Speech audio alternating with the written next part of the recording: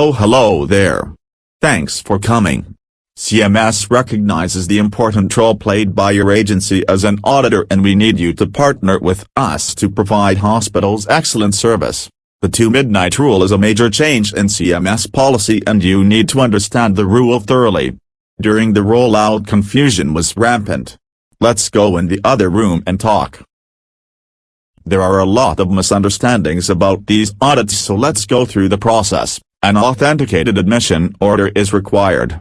The authentication must be prior to discharge.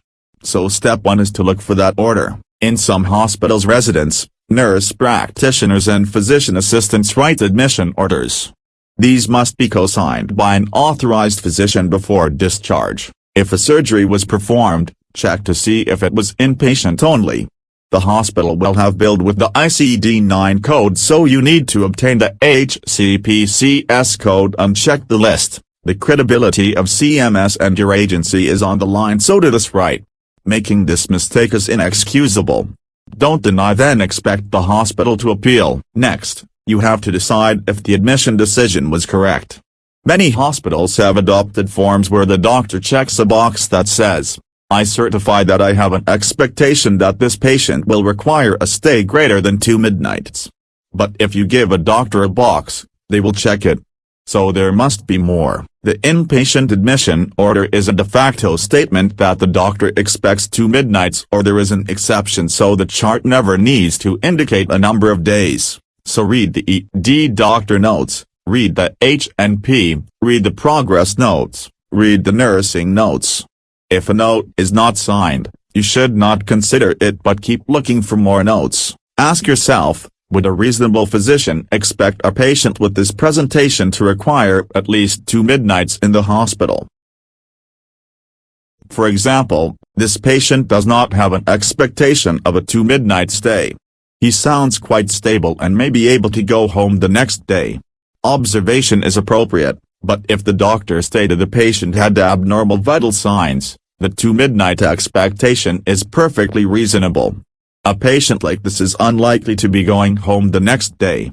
If a patient looks quite sick on admission and gets better quickly, their stay may be only 1 day. Look through the whole chart for evidence of a rapid improvement, and remember the other exceptions.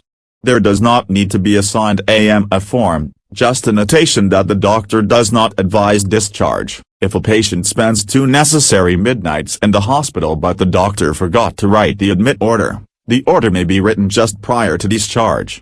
Approve those admits. Remember, the goal of the rule is to eliminate the long observation stays. When the 2nd midnight approaches, the hospital should either admit the patient or discharge them. If they are staying as a convenience, then they can stay outpatient, but that should be rare and clearly documented why it is happening. A patient still needs 3 inpatient days to qualify for the SNF benefit.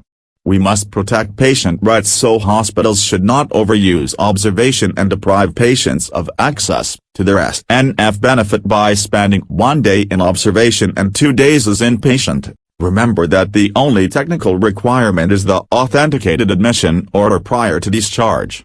The rest of the information should be sought throughout the chart. As I said earlier, you must read all elements of the medical record to find the necessary information. If it is documented and authenticated, you should consider it. Ask yourself, does this patient need to be in the hospital to receive services or reduce risk? Would it be unsafe for them to be sent home from the emergency department, and seen in the doctor's office the next day, or sent to a skilled nursing facility? Then ask, how long does a patient with this presentation need to be in the hospital before it is safe to go to a lower level of care? 2 midnights or more means inpatient. If the patient was outpatient for the 1st midnight, then ask if the patient's treatment or monitoring requires a 2nd midnight. If so, then admission is appropriate. If the admission decision was correct and the patient got better quicker than expected, do not deny. It's a good thing that the doctors were able to get the patient better quickly. If the hospital uses a form, refer to that information, but it is incomplete or there is no form, you must seek out the needed information throughout the medical record. Your duty as an auditor is to take as much time as needed to find the information. A medical chart may be several hundred pages, but you need to review it all if necessary. Some of you have limited medical background and medical terminology is complex, but your job is to interpret this and determine if the admission decision was proper. Remember, your job is to review, not to deny. If you feel you are being tasked with denying claims, please contact the compliance department. That is not the intent of this program. Thank you for your work. The 2 midnight rule is a big change, but these tips will help you review charts properly and maintain the reputation of CMS as a partner in care. Thanks for your attention.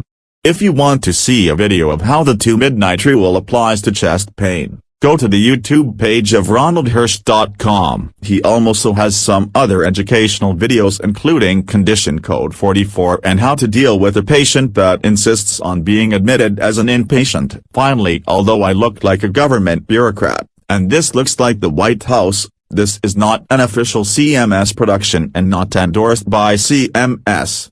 Thanks for watching.